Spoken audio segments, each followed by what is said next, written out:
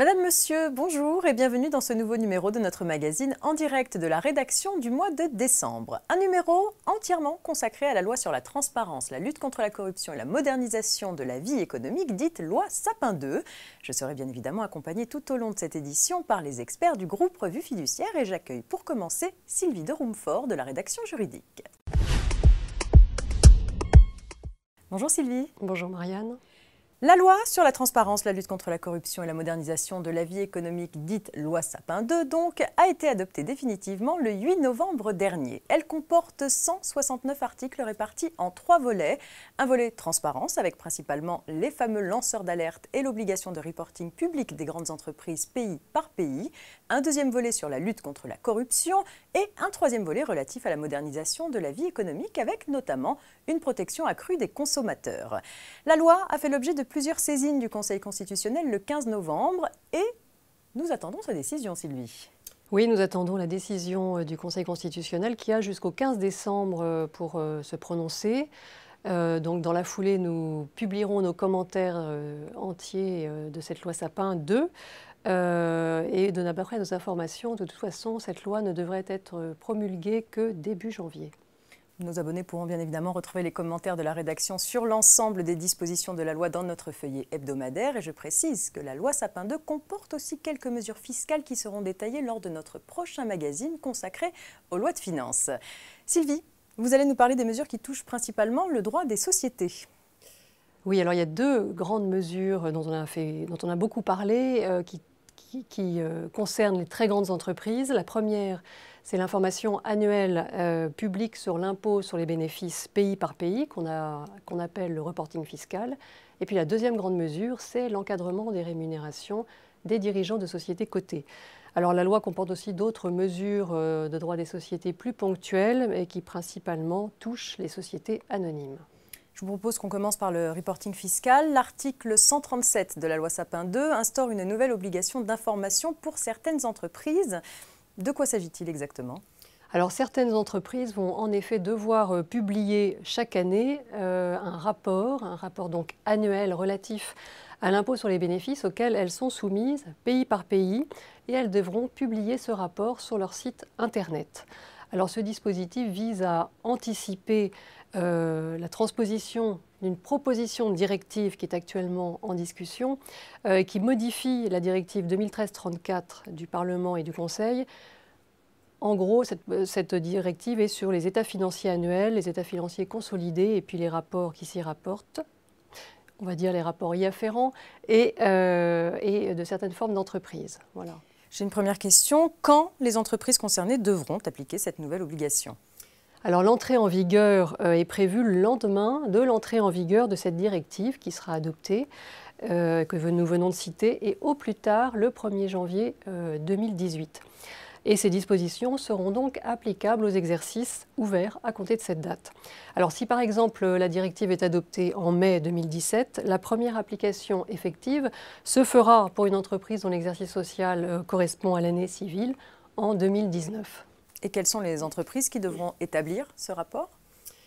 Alors, les sociétés qui établissent des comptes consolidés et dont le chiffre d'affaires consolidé excède 750 millions d'euros et celles dont le chiffre d'affaires est supérieur à ce même montant. Ensuite viennent les sociétés hors petite entreprise qui sont contrôlées directement ou indirectement par une société dont le siège social n'est pas situé en France, établissant des comptes consolidés et dont le chiffre d'affaires consolidé excède 750 millions d'euros. La troisième catégorie concerne les succursales, toujours hors petite entreprise, de sociétés dont le siège social n'est pas situé en France et dont le chiffre d'affaires excède 750 millions d'euros et ou qui sont contrôlées directement ou indirectement par une société dont le siège social n'est pas situé en France, établissant des comptes consolidés et dont le chiffre d'affaires consolidé excède ce même montant. Et puis dernière catégorie, le cas échéant, les filiales et succursales, donc dans ce cas y compris les petites entreprises, qui ne sont pas soumises à ces obligations lorsqu'elles ont été créées uniquement dans le but d'échapper aux obligations de publication de ce rapport. Le législateur a prévu d'élargir le champ de cette nouvelle obligation au fil du temps. Absolument, comme pour la déclaration de répartition des bénéfices prévue par le Code général des impôts. depuis l'an dernier, depuis la loi de finances de l'an dernier. Mais contrairement au projet de directive, donc l'application de ce dispositif va être progressivement élargie, donc avec les mêmes seuils que prévoit le Code général des impôts, c'est-à-dire 2 ans après l'entrée en vigueur de ce dispositif, le seuil va passer de 750 millions à 500 millions. Et puis 4 ans après l'entrée en vigueur de cette nouvelle obligation, le seuil passera à 250 millions d'euros. Est-ce que ce dispositif vise toutes les formes sociales? Non, elle concerne les sociétés anonymes et les sociétés à responsabilité limitée. Donc les SAS passent à travers ce dispositif. On passe au contenu. Qu'est-ce qu'il devra donc contenir, ce rapport? Alors, des informations que les entreprises ne sont pas ravies de divulguer, évidemment. Elles correspondent à la liste de celles qui est établie par le projet de directive de la Commission. Je vous les énumère rapidement. Il y a une brève description de la nature des activités, le nombre de salariés, jusque-là ça va, le montant du chiffre d'affaires net, le montant du résultat avant impôt sur les bénéfices, le montant de l'impôt sur les bénéfices dus pour l'exercice en cours, à l'exclusion des impôts différés et des provisions constituées au titre de charges d'impôts incertaines.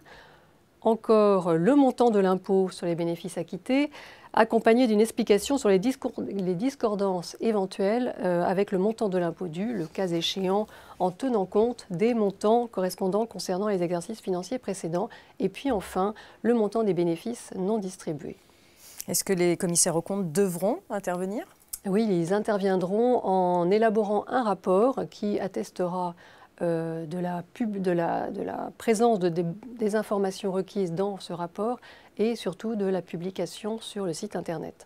Très bien. La loi Sapin II réforme aussi les modalités de détermination des rémunérations des dirigeants des sociétés cotées. Oui, alors jusqu'à présent, les déterminations des rémunérations des dirigeants de sociétés cotées relevaient uniquement de la compétence du conseil d'administration ou du conseil de surveillance. Alors le code AFEP-MEDEF de 2013 avait imposé aux sociétés qui faisaient référence à ce code de consulter l'Assemblée des actionnaires une fois par an sur les rémunérations, mais de manière non contraignante. Des avis défavorables des assemblées d'actionnaires de plusieurs entreprises qui n'ont pas été suivis des faits et qui ont fait parler d'elles l'année dernière ont donc posé problème. Donc la loi Sapin vient modifier le code de commerce pour soumettre chaque année la politique de rémunération des dirigeants de sociétés cotées à l'approbation des actionnaires et ce de manière contraignante.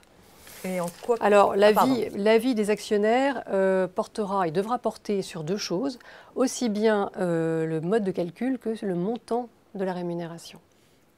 Et donc en quoi consistera ce double contrôle ? Alors concrètement, les actionnaires devront voter 2 fois finalement.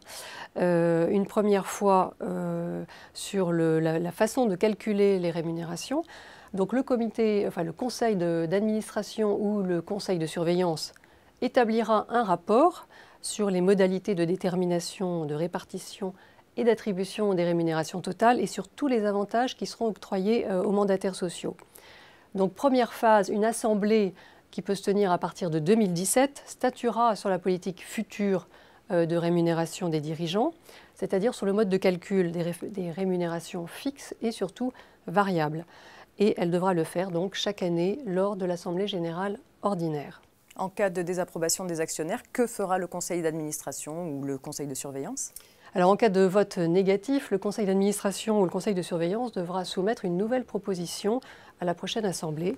Et tant que l'Assemblée n'aura pas approuvé la politique de rémunération, eh bien, le dirigeant sera rémunéré suivant l'ancienne politique ou conservera la rémunération attribuée au titre de l'exercice précédent. Et la seconde Assemblée ? Eh bien, la seconde Assemblée pourra se tenir à partir de 2018 et elle votera le montant lui-même de la rémunération, c'est-à-dire les résolutions sur les éléments fixes, variables et exceptionnels qui composent la rémunération totale, ainsi que les avantages de toute nature attribués au titre de l'année précédente aux mandataires sociaux. Alors il faut dire que l'approbation des actionnaires sera aussi obligatoire pour toute modification de ces éléments de rémunération et à chaque renouvellement de mandat. Dans l'hypothèse où les actionnaires n'approuvent pas les rémunérations proposées, que se passera-t-il ?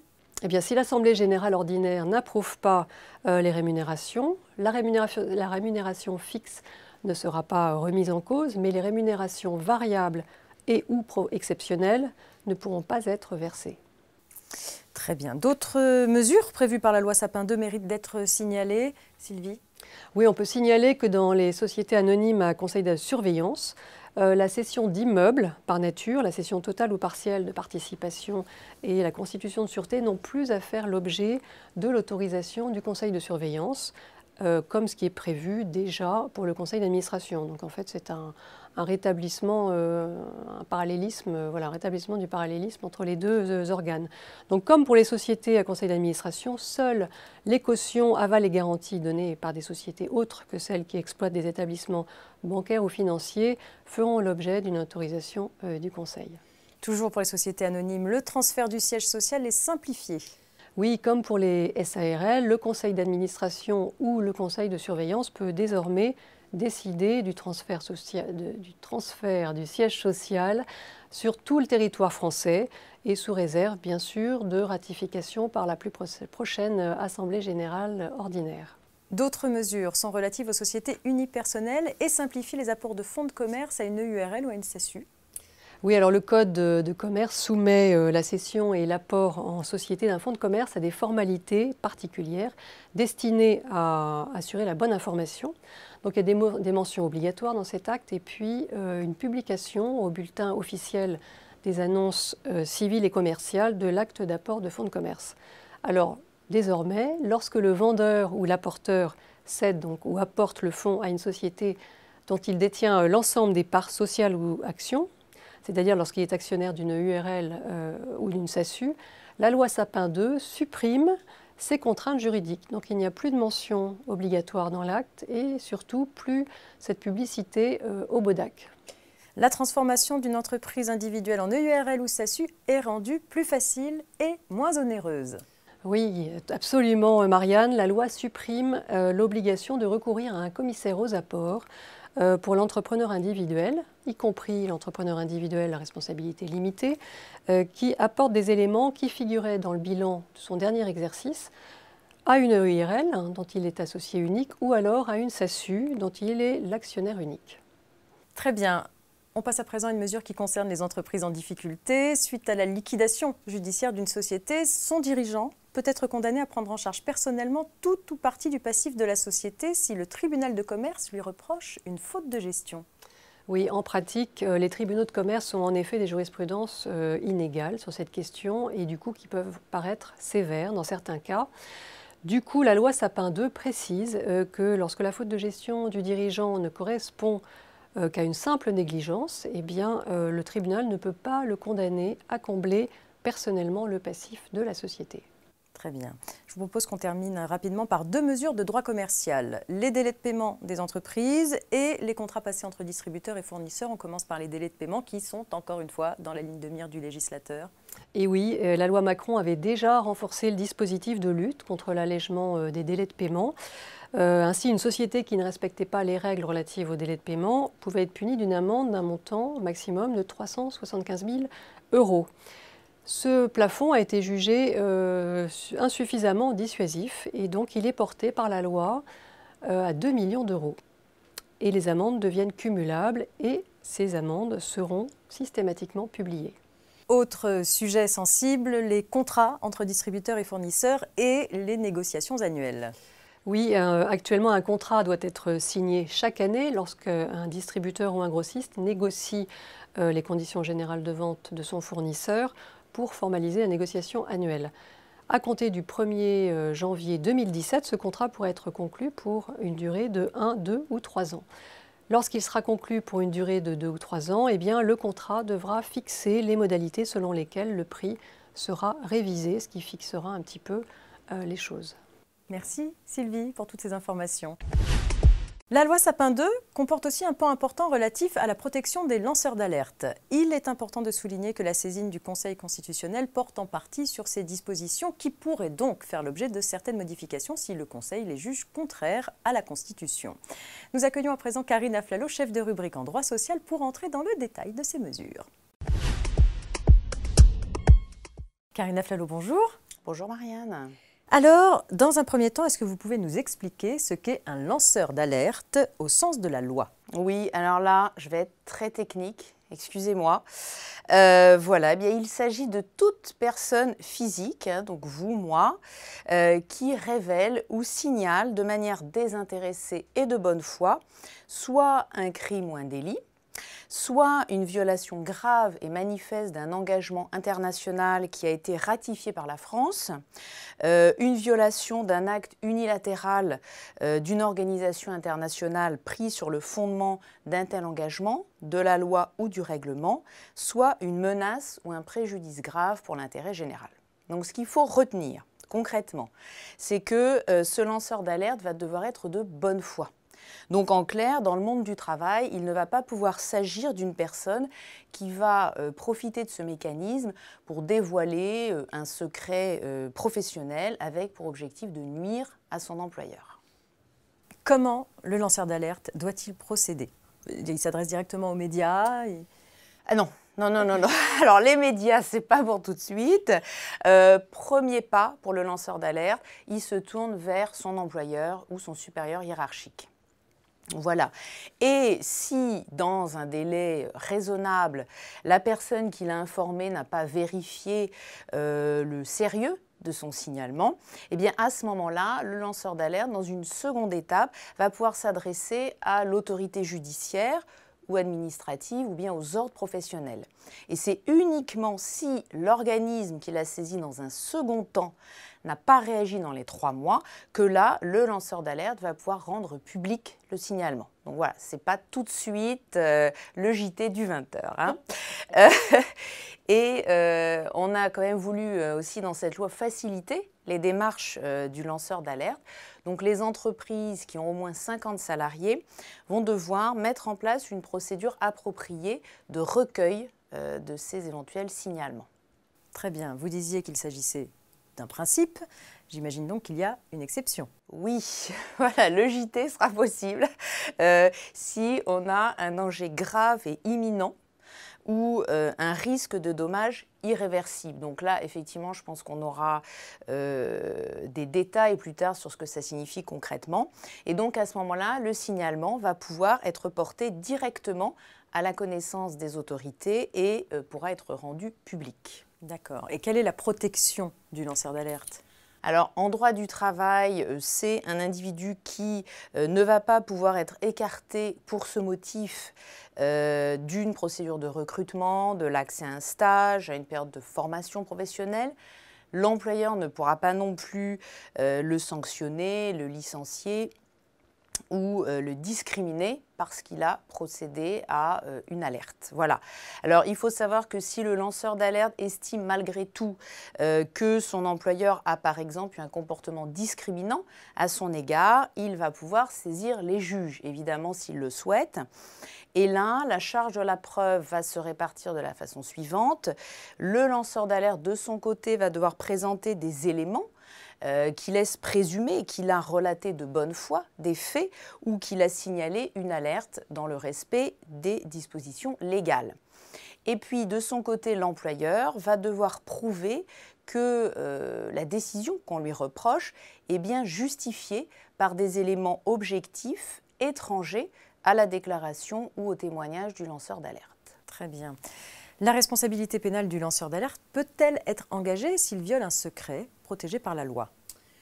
Alors non, sauf cas particulier, c'est-à-dire violation d'un secret de la défense nationale, du secret médical ou du secret des relations entre un avocat et son client.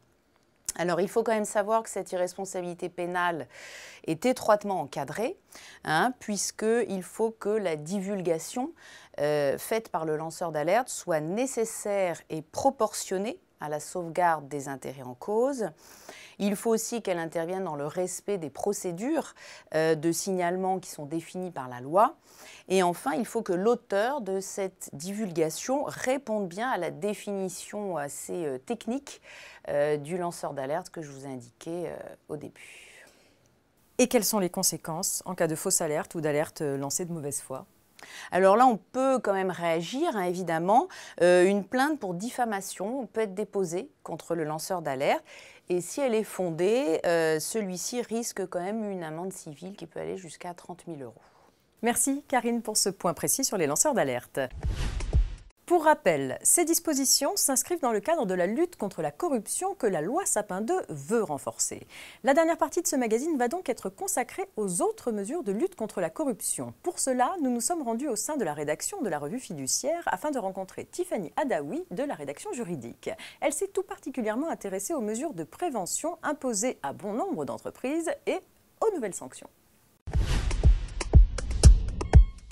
Tiffany Adaoui, bonjour. Bonjour Stéphanie. Qu'est-ce qui a amené à constituer dans la loi Sapin un volet exclusivement dédié à la corruption?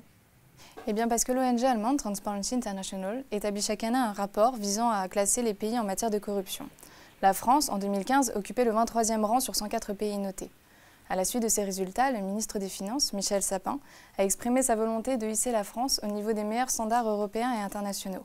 La loi Sapin II consacre donc un volet entier à la mise en place de mesures destinées à réduire, mais aussi à prévenir les actes de corruption. Et donc, quels sont les moyens mis en place pour lutter contre la corruption? Eh bien, la lutte contre la corruption à travers la loi Sapin II se manifeste par la création de l'AFA, qui est l'Agence française anticorruption, destinée à se substituer à l'actuel service français, le service central de la prévention de la corruption, le SCPC. Le SCPC compte actuellement un effectif de 12 personnes, mais le ministre des Finances s'est engagé à augmenter cet effectif à 70 personnes pour l'AFA, dont le budget annuel devrait atteindre entre 10 et 15 millions d'euros. Elle est chargée de la prévention et de l'aide à la détection des actes de corruption. Et ses prérogatives en matière d'actes de corruption s'étendent aussi bien au délit de favoritisme qu'aux prises illégales d'intérêt ou encore au trafic d'influence. Et concrètement, comment l'AFA sera-t-elle en mesure de prévenir la corruption? Eh bien, l'AFA a un rôle préventif dans la mesure où elle contrôle la mise en place de programmes anticorruption dans les grandes entreprises. Les grandes entreprises sont les sociétés qui comptent plus de 500 salariés ou appartenant à des groupes de sociétés dont l'effectif est au moins de 500 salariés et dont le chiffre d'affaires est supérieur à 100 millions d'euros. Elles devront notamment instaurer des codes de bonne conduite au niveau interne qui sont destinés à décrire les comportements proscrits au sein de la société, mais également des sanctions disciplinaires attachées à la violation de ce code, ou encore des procédures de contrôle comptable, ou même des formations destinées aux membres de la société les plus exposés au risque de corruption. Il est toutefois utile de préciser qu'un recours a été introduit devant le Conseil constitutionnel sur ces dispositions et qu'il est donc nécessaire de suivre l'actualité dans le feuillet hebdo de la revue Fiduciaire afin de savoir si oui ou non les dispositions sont maintenues. Alors la prévention, c'est une chose, mais l'AFA aura-t-elle vraiment un pouvoir de sanction? Eh bien, l'AFA contrôle effectivement la qualité et l'efficacité des procédures de contrôle, des procédures mises en place dans les grandes entreprises. Toutefois, à ce titre, elle dispose d'une commission des sanctions qui est destinée à infliger des sanctions en cas de violation de cette obligation. Ces sanctions sont généralement d'ordre pécuniaire. Elles peuvent aller jusqu'à 200 000 € pour les personnes physiques ou jusqu'à 1 million pour les personnes morales. Et le montant exact variera bien sûr selon la gravité du manquement ou encore des capacités financières de la personne concernée. Elle peut également infliger une autre sanction complémentaire qui est la publication, l'affichage ou encore la diffusion de la condamnation. Et les frais de cette publication seront mis à la charge de la personne condamnée. La réforme a-t-elle aussi une incidence sur le code pénal? Alors absolument oui, car la loi nouvelle sanctionne beaucoup plus largement les actes de corruption et de trafic d'influence.